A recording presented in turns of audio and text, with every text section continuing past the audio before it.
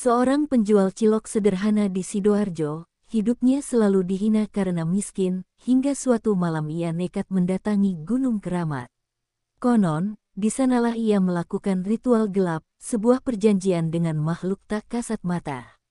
Dan sejak hari itu, hidupnya berubah drastis. Dari seorang pedagang kecil, menjadi kaya raya mendadak. Tapi, semua ada harga yang harus dibayar. Inilah kisah mencekam yang mengguncang Sidoarjo, penjual cilok mendadak kaya setelah ritual di Gunung Keramat. Jangan lupa subscribe, like, dan nyalakan lonceng notifikasi, karena cerita ini akan membuat bulu kuduk kalian berdiri. Paidi hanyalah seorang penjual cilok sederhana yang setiap hari berkeliling kampung di Sidoarjo. Dengan gerobak kayu tua yang catnya sudah mengelupas dan roda yang berdecit, ia mendorongnya dari gang ke gang, berteriak menawarkan cilok dengan suara parau, "Ciluk, cilok panas." Namun, meski suaranya lantang, dagangannya sering tak habis terjual. Sebagian cilok bahkan terbuang sia-sia karena basi di sore hari. Rumah Paidi hanya sebuah gubuk reyot di pinggir sawah. Atapnya bocor, dindingnya bolong, dan lantainya hanya tanah yang mengeras. Setiap hujan turun, ia dan istrinya, Lastri, harus menaruh ember di berbagai sudut untuk menampung air yang menetes dari langit-langit.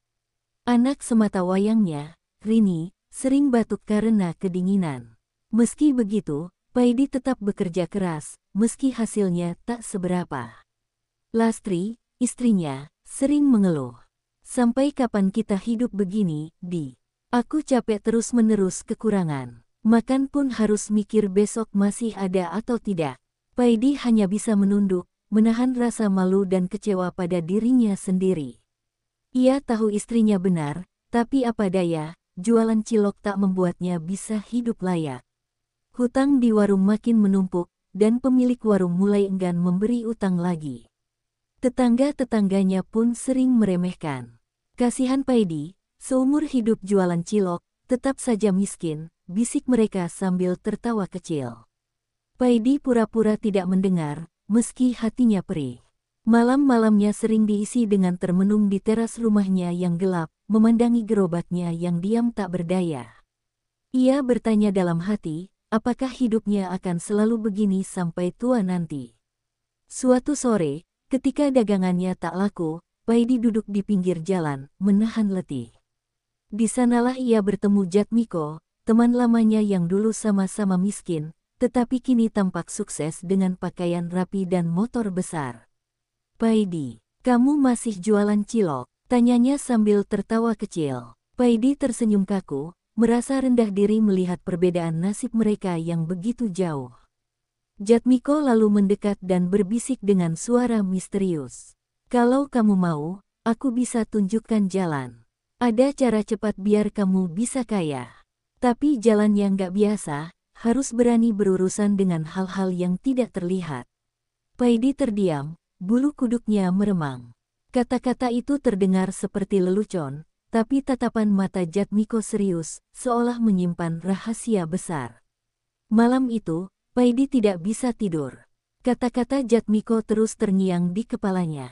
Ada cara cepat jadi kaya, tapi harus berani. Ia memikirkan rumah reyotnya, anaknya yang kelaparan, dan hutang yang tak kunjung terbayar. Semakin lama, rasa putus asa membuat pikirannya semakin goyah. Ia mulai berpikir, mungkin ada baiknya mendengar lebih jauh tawaran Jatmiko itu. Lastri yang tidur di sampingnya sempat terbangun karena melihat suaminya gelisah. "Kamu kenapa, Di? Kok mondar-mandir terus?" Paidi hanya menjawab singkat, "Nggak apa-apa, cuma kepikiran dagangan yang nggak laku." Ia tak berani menceritakan percakapan dengan Jatmiko. Hatinya diliputi rasa takut sekaligus penasaran. Ia tahu, jika ia benar-benar mengambil jalan itu, hidupnya mungkin tak akan sama lagi. Keesokan harinya, Paidi sengaja mencari Jatmiko di warung kopi dekat pasar. Ia ingin memastikan apa yang kemarin didengarnya hanyalah candaan atau memang sungguhan. Jatmiko tersenyum misterius ketika Paidi mendekat. "Aku tahu kamu pasti penasaran," katanya sambil menyeruput kopi hitamnya. Paidi hanya bisa menunduk, menunggu penjelasan lebih jauh. Di Sidoarjo ini ada gunung kecil, tapi orang-orang menyebutnya Gunung Keramat. Tidak banyak yang berani ke sana, apalagi malam hari. Katanya, di sana ada penjaga gaib yang bisa memberikan kekayaan kepada siapapun yang berani melakukan ritual. Tapi ada syaratnya, Jatmiko berbicara lirih, seolah takut didengar orang lain. Paidi mendengarkan dengan jantung berdegup cepat. Jatmiko melanjutkan, kamu harus membawa sesajen, ayam hitam, kembang 7 rupa, rokok kretek, dan uang logam kuno. Semua itu ditaruh di batu besar di tengah hutan gunung. Lalu, kamu harus mengucapkan permintaanmu dengan ikhlas. Kalau beruntung, makhluk penjaga itu akan muncul dan menawarimu perjanjian. Paidi menelan ludah, merasakan hawa dingin menyusup ke tulangnya hanya dengan membayangkan. Apa syaratnya? Tanya Paidi ragu. Jatmiko menatapnya tajam, lalu menjawab singkat, tumbal. Sesuatu yang paling berharga dari hidupmu. Kalau kamu berani, kaya raya ada di depan mata. Kalau ragu, lebih baik jangan coba-coba. Karena sekali kamu melangkah, kamu tidak bisa mundur lagi. Kata-kata itu membuat bulu kuduk Paidi berdiri. Ia bingung antara keinginan dan ketakutan. Sepanjang hari, Paidi tidak bisa tenang. Ia terus memikirkan ucapan Jatmiko. Di satu sisi, ia tahu apa yang ditawarkan itu berbahaya. Tapi di sisi lain, ia merasa inilah satu-satunya kesempatan untuk mengubah hidupnya. Bagaimana tidak, dagangan ciloknya tak pernah membuatnya bisa menabung, apalagi membeli rumah layak. Ia ingin melihat Lastri tersenyum bahagia, bukan terus-menerus mengeluh karena kekurangan. Malam harinya, Lastri kembali menyinggung soal kehidupan mereka. Sampai kapan kita hidup begini? Aku iri lihat tetangga kita yang bisa beli motor baru. Sedangkan kita, bahkan buat beli sandal anak saja harus mikir dulu. Paidi hanya diam, hatinya semakin tertekan. Kata-kata istrinya seakan menjadi cambuk yang mendorongnya untuk nekat mencoba jalan yang ditawarkan Jatmiko. Paidi lalu duduk di depan rumah, menatap langit malam yang dipenuhi bintang. Suara jangkrik dan angin malam menemaninya. Dalam hatinya, ia bergumam lirih, kalau memang ada cara untuk membuat keluargaku bahagia, apapun risikonya akan aku tempuh. Ia tak sadar, kata-kata itu seolah menjadi janji yang didengar oleh sesuatu dari dunia lain. Malam itu, Paidi akhirnya memutuskan. Ia akan pergi ke Gunung Keramat pada malam Jumat Kliwon, seperti yang dikatakan Jatmiko. Keputusan itu membuat tubuhnya gemetar, tapi ada semangat aneh yang menguasai hatinya. Ia tahu, sekali langkah itu diambil, hidupnya tidak akan pernah sama lagi.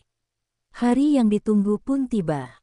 Malam Jumat Kliwon datang dengan suasana langit gelap tanpa bintang. Angin bertiup kencang, membawa aroma tanah basah yang anehnya lebih pekat daripada biasanya. Paidi diam-diam membawa ayam hitam dalam karung, kembang 7 rupa dalam kantong plastik, sebatang rokok kretek, dan beberapa keping uang logam kuno yang dipinjam dari Jatmiko. Ia tak memberitahu Lastri, hanya beralasan hendak keluar sebentar. Dengan sepeda bututnya, Paidi mengayuh menuju arah gunung yang disebut Keramat oleh warga. Jalanan sepi, hanya sesekali terdengar lolongan anjing dari kejauhan. Lampu Petromax kecil yang ia gantungkan di sepedanya berkelip-kelip, seolah enggan menemaninya. Semakin dekat ke arah gunung, hawa udara makin berat, seakan ada beban yang menekan dadanya. Setelah menempuh perjalanan hampir 1 jam, Paidi tiba di kaki gunung. Ia memarkir sepedanya di dekat pohon besar dan mulai berjalan kaki. Jalannya gelap, hanya diterangi cahaya lampu Petromax yang semakin redup. Semak belukar menutup sebagian jalan setapak, dan suara binatang malam terdengar lebih nyaring dari biasanya. Sesekali, ia merasa ada langkah kaki lain yang mengikutinya, padahal ia tahu ia sendirian. Setiap beberapa meter, Paidi menoleh ke belakang. Namun, yang terlihat hanya kegelapan pekat. Bulu kuduknya berdiri ketika ia mendengar suara tawa lirih, hehehe, entah dari arah mana. Ayam hitam dalam karung tiba-tiba berontak hebat, berkokok keras seolah merasakan sesuatu yang tak kasat mata. Paidi menggenggam erat karung itu, keringat dingin membasahi tubuhnya. Ia terus berjalan hingga akhirnya tiba di sebuah batu besar yang ditutupi lumut hijau. Batu itu terlihat berbeda dari sekitarnya, seolah memancarkan aura aneh. Jantung Paidi berdegup kencang. Ia tahu inilah tempat yang disebut Jatmiko sebagai pusat ritual. Angin mendadak berhenti bertiup, membuat hutan sekeliling terasa sunyi menakutkan. Dengan tangan gemetar, Paidi menaruh ayam hitam, kembang 7 rupa, uang logam, dan menyalakan rokok kretek lalu meletakkannya di atas batu. Ia berlutut, mencoba menenangkan diri, lalu mengucapkan doanya dengan suara bergetar. Saya, Paidi, ingin keluar dari kemiskinan. Saya ingin hidup lebih baik. Kata-kata itu terasa berat, seakan ada yang mendengarnya dari balik kegelapan. Tiba-tiba, api dari rokok kretek yang diletakkan di batu itu berkobar lebih besar dari seharusnya. Angin kencang berhembus, dan suara gemeretak seperti kayu patah terdengar dari balik pepohonan. Paidi menunduk, matanya terpejam, menahan rasa takut yang hampir membuatnya lari. Namun, hatinya terus berbisik, kalau mundur sekarang, semua akan sia-sia. Saat ia membuka mata, cahaya remang dari bulan yang sempat tertutup awan menyingkap sosok bayangan tinggi besar berdiri di seberang batu. Matanya merah menyala, wajahnya samar, dan suaranya bergema berat. Siapa yang berani mengganggu tempat ini? Paidi tercekat, tubuhnya gemetar, tapi ia tahu ini adalah awal dari jalan yang tak bisa lagi ia hindari. Sosok tinggi besar itu berdiri kaku di balik batu besar, tubuhnya seperti diselimuti kabut pekat. Matanya merah menyala, menatap langsung ke arah Paidi yang berlutut dengan tubuh gemetar. Suaranya bergema berat, seolah datang dari segala arah sekaligus. Siapa yang berani memanggilku di tempat ini? Paidi menelan ludah, mencoba menahan rasa takut yang membuat kakinya hampir lumpuh. Dengan suara terbata, ia menjawab, saya, Paidi, penjual cilok, saya ingin keluar dari kemiskinan. Seketika, hutan yang tadinya sunyi mendadak dipenuhi suara bisikan-bisikan aneh. Seperti ratusan orang berbisik dalam bahasa yang tak dipahami. Ayam hitam dalam karung tiba-tiba mati seketika tanpa disentuh, membuat Paidi tersentak. Dari dalam kegelapan, terdengar suara tawa rendah yang menyeramkan. Sosok itu melangkah maju, dan tanah di bawahnya bergetar pelan. Kau ingin kekayaan? Tahukah kau, tidak ada yang gratis di dunia ini. Paidi berusaha menunduk lebih rendah, meski tubuhnya sudah gemetar hebat. Saya siap, asalkan keluarga saya bisa hidup lebih baik, katanya dengan suara lirih. Sosok itu tertawa panjang, suaranya membuat pepohonan di sekitar berguncang. Siapakah yang paling berharga bagimu? Istrimu, anakmu, atau jiwamu sendiri? Pertanyaan itu membuat Paidi terdiam, matanya membelalak. Ia tahu, inilah syarat yang dimaksud Jatmiko, tumbal. Dalam kepalanya, bayangan wajah Lastri dan anaknya Rini muncul bergantian. Hatinya berteriak menolak, namun mulutnya tak bisa berkata apa-apa. Rasa lapar akan kekayaan menutupi logika dan nuraninya. Ia menunduk, lalu menjawab pelan, ambil saja, apapun yang harus diambil. Asal saya bisa keluar dari penderitaan ini. Saat kata-kata itu terucap, udara sekitar mendadak dingin menusuk, membuat napas Paidi membeku.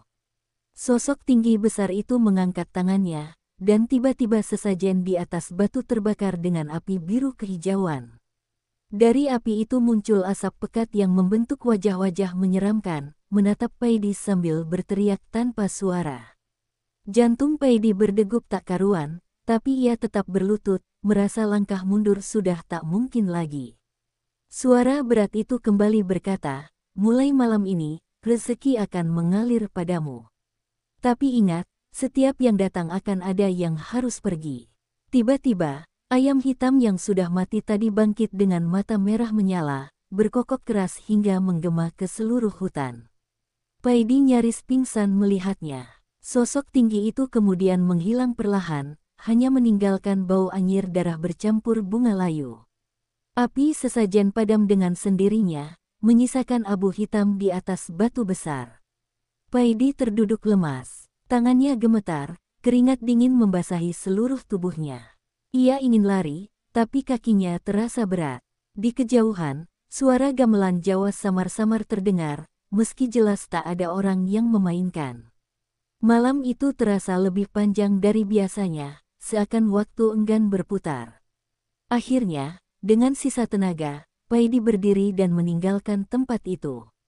Ia tidak tahu apakah langkahnya benar atau salah, tapi hatinya dipenuhi campuran rasa lega dan ngeri. Ia hanya bisa berdoa dalam hati agar apa yang ia lakukan benar-benar membawa perubahan. Namun, di sudut pikirannya, suara berat tadi terus terngiang, setiap yang datang akan ada yang harus pergi. Keesokan paginya, Paidi terbangun dengan tubuh lemas, seolah habis berlari jauh semalaman. Ia sempat mengira semua yang terjadi di Gunung Keramat hanyalah mimpi buruk, tapi ketika melihat karung ayam hitam yang kosong tanpa sisa di samping rumah, hatinya langsung tercekat. Sesajen yang ia bawa pun sudah tak ada, hanya meninggalkan bau aneh yang menempel di tangannya. Ia mencoba menepis pikiran buruk, lalu tetap mendorong gerobak ciloknya seperti biasa. Hari itu ada hal aneh terjadi. Baru saja ia membuka dagangan di depan sekolah, seorang pria tak dikenal datang dan membeli seluruh ciloknya sekaligus, tanpa menawar. "Ini uangnya, nggak usah kembalian," ucapnya dingin, lalu pergi begitu saja. Paidi melongo, memandangi lembaran uang ratusan ribu yang ada di tangannya. Dalam hati ia mulai percaya, ritual semalam memang tidak sia-sia. Tak hanya itu, sepulang dari berjualan, ia menemukan sesuatu yang lebih mengejutkan. Laci kecil di ruang tengah rumahnya yang biasanya kosong, tiba-tiba penuh dengan uang tunai. Pecahan 100.000 tersusun rapi seakan baru diambil dari bank. Paidi kaget, hampir menjatuhkan tubuhnya sendiri ketika menarik keluar tumpukan itu. Ia mencoba memanggil Lastri, tapi buru-buru mengurungkan niatnya. Ia takut istrinya bertanya dari mana uang itu berasal. Dalam beberapa hari saja, hidup Paidi berubah drastis. Ia tidak lagi mendorong gerobak lusuh keliling kampung, melainkan membuka warung cilok besar di pinggir jalan raya. Anehnya, warung itu selalu penuh pembeli meski rasa ciloknya sama saja. Orang-orang seakan berebut membeli tanpa alasan. Paidi bahkan harus menyewa beberapa pekerja untuk membantu. Tetangga-tetangganya terheran-heran, sebagian iri, sebagian lagi hanya bisa menggeleng tak percaya. Lastri tentu merasa heran. Kok bisa tiba-tiba warung kita ramai sekali, Bi? Uang dari mana buat modal sebesar itu? Tanyanya curiga. Paidi tersenyum kaku, mencoba menutupi kegelisahannya. Rezeki orang nggak ada yang tahu, Bu. Yang penting kita syukuri saja, jawabnya singkat. Dalam hati, ia tahu kebohongan itu akan terus menghantui dirinya. Semakin hari, kekayaan mereka makin bertambah. Paidi membeli motor baru, lalu mobil. Rumah reyot mereka dibongkar dan diganti. Bangunan megah bertingkat 2. Dari penjual cilok miskin, kini ia dikenal sebagai juragan baru di Sidoarjo. Warga kampung gempar, bahkan ada yang berbisik-bisik, mustahil kaya secepat itu kalau bukan karena pesugihan. Gosip itu menyebar, tapi Paidi hanya pura-pura tidak peduli. Meski tampak bahagia, malam-malam Paidi tidak pernah benar-benar tenang. Ia sering terbangun karena mendengar suara ayam berkokok di dalam rumah, padahal mereka tidak memelihara ayam. Sesekali ia melihat bayangan hitam berdiri di sudut kamar, menatapnya dengan mata merah menyala. Ketika ia menoleh, bayangan itu lenyap begitu saja. Tubuhnya merinding, tapi ia tak berani menceritakan hal itu kepada siapapun. Di tengah semua kemewahan yang kini dimilikinya, Paidi mulai sadar ada sesuatu yang salah. Kekayaan itu datang terlalu mudah, terlalu cepat, seakan bukan rezeki biasa. Dan setiap kali ia memandang Lastri dan anaknya, suara berat dari Gunung Keramat terus terngiang di kepalanya, setiap yang datang akan ada yang harus pergi. Hatinya semakin diliputi rasa takut, meski ia berusaha keras menutupinya dengan senyum di hadapan keluarganya. Malam itu, langit Sidoarjo seakan berat menahan hujan, awan pekat menggantung rendah. Paidi berjalan sendirian menuju jalan setapak yang membawanya ke Gunung Keramat. Udara dingin menusuk tulangnya, tapi hati Paidi lebih dingin lagi karena penuh rasa takut bercampur ambisi. Gerobak ciloknya ia tinggalkan di rumah, ia hanya membawa sesajen sederhana berupa kemenyan, bunga 7 rupa, dan sebotol minyak wangi murahan yang ia beli dari pasar sore tadi. Setibanya di kaki gunung, suasana semakin mencekam. Pepohonan rimbun berdesir pelan diterpa angin, seakan membisikkan sesuatu yang tak bisa dimengerti. Paidi menelan ludah, kakinya sempat ingin berbalik pulang. Namun suara di dalam kepalanya, entah milik siapa, berkata, "Lanjutkan, kalau kau ingin kaya. Jangan mundur." Dengan langkah gontai tapi pasti, ia terus naik menembus kegelapan. Ketika sampai di sebuah batu besar yang disebut warga sebagai Batu Arca, Paidi berhenti. Ia menyalakan kemenyan, asap putih mengepul, menari di udara dingin.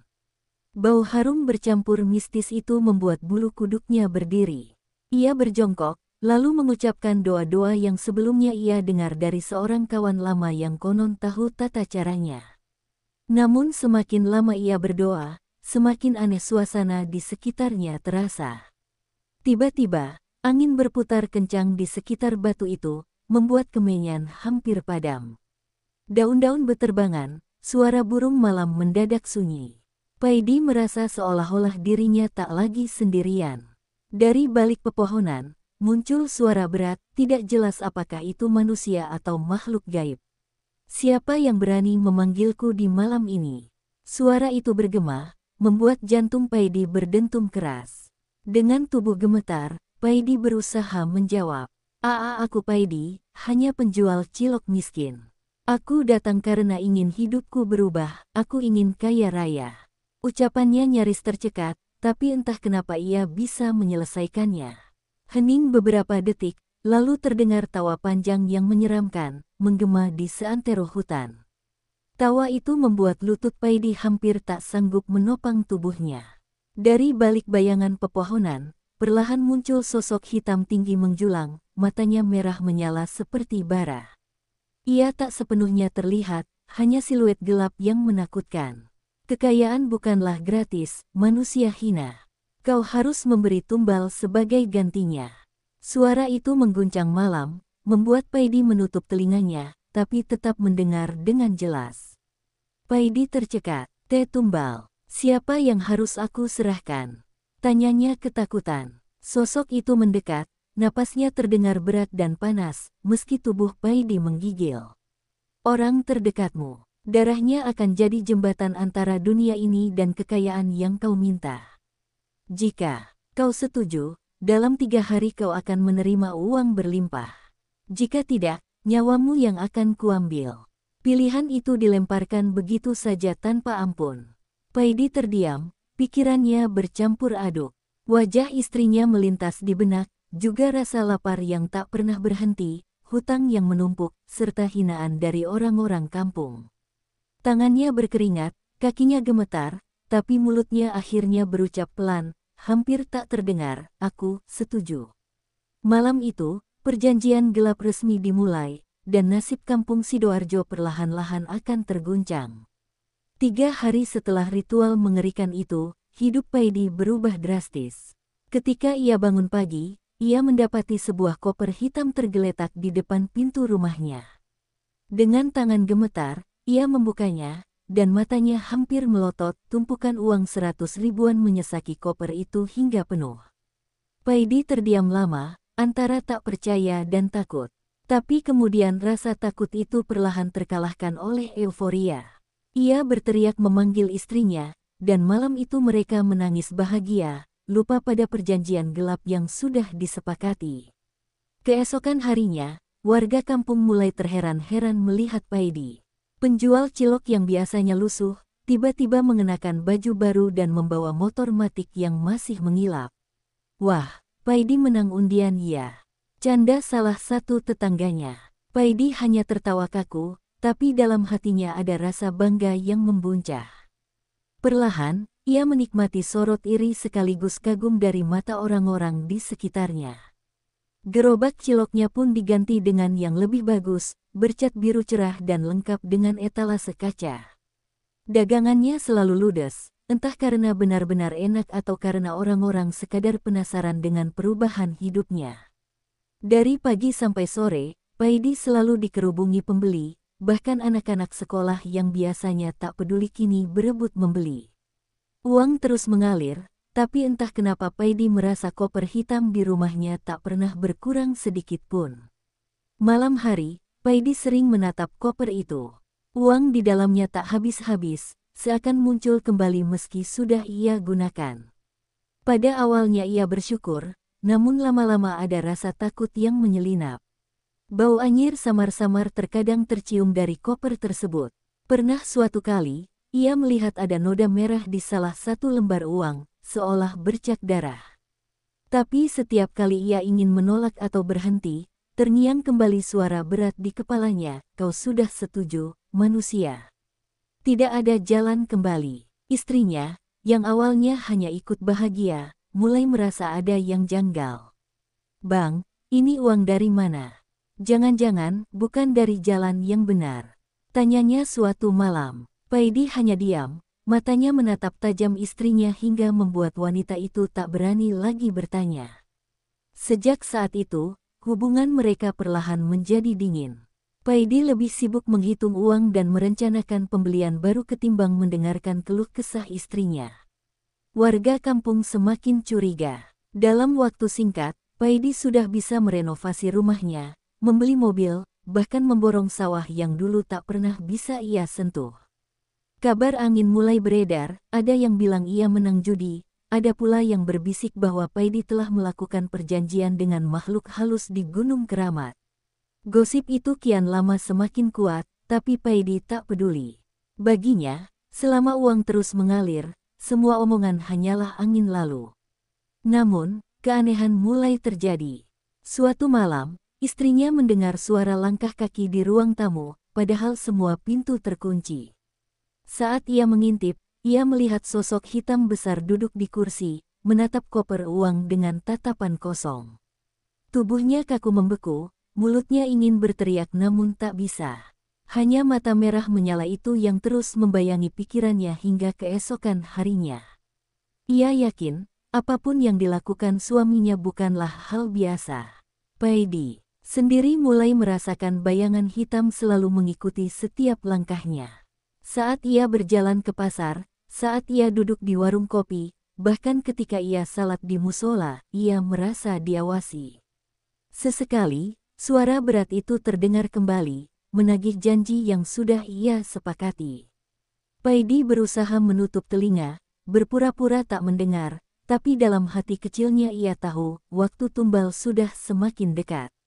Hari-hari Paidi dipenuhi kegelisahan. Meski kekayaan semakin melimpah, bayangan hitam yang menuntut janji terus datang menghantuinya. Tidurnya tidak pernah nyenyak, selalu diselimuti mimpi buruk tentang darah dan jeritan orang-orang yang tak ia kenal. Setiap kali terbangun, keringat dingin membasahi tubuhnya, dan suara berat itu berbisik di telinganya, saatnya menepati janji, "Paidi, serahkan tumbal itu." Istrinya semakin sering sakit-sakitan. Tubuhnya lemah, wajahnya pucat, dan sering mimisan tanpa sebab. Paidi tahu, ini bukan kebetulan. Sosok hitam itu sudah mulai menagih dengan caranya sendiri. Hatinya teriris melihat istrinya menderita, namun di sisi lain ia takut kehilangan kekayaan yang baru saja ia nikmati. Dalam diam, Paidi mulai menyalahkan dirinya sendiri, tapi bayangan uang dan kehidupan mewah membuat tekadnya goyah.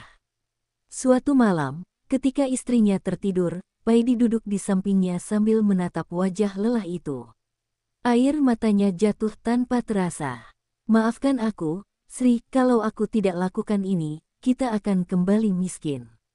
Aku tak sanggup lagi hidup seperti dulu." Tangannya gemetar, seolah ingin sekaligus tak ingin melakukan apa yang ada di pikirannya. Pada saat itulah, suara menggelegar kembali terdengar di seluruh ruangan, "Lakukan sekarang, atau nyawamu yang kuambil."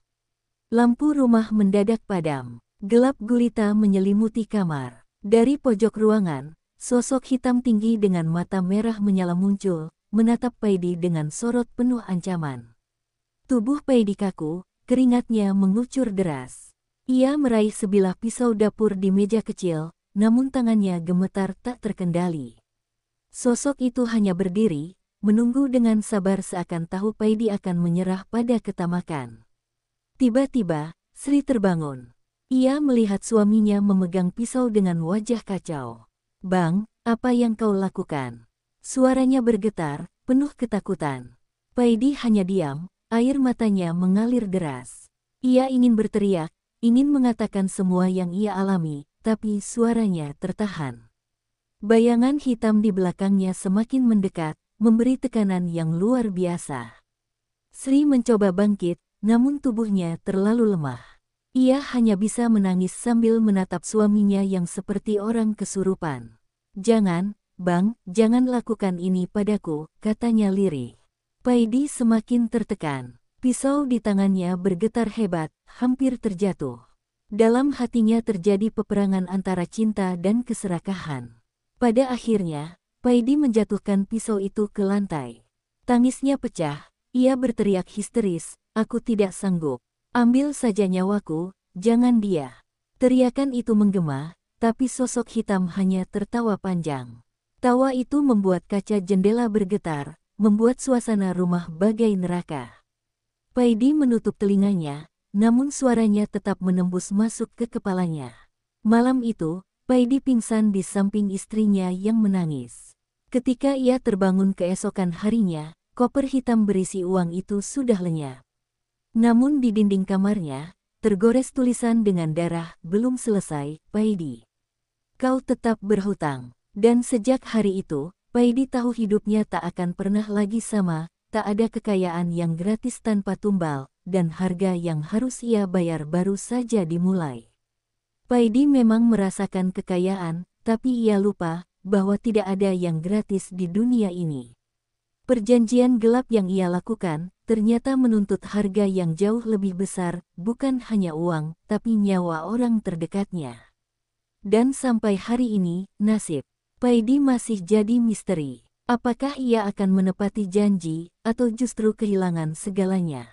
Hati-hati, jangan pernah tergoda jalan pintas menuju kekayaan.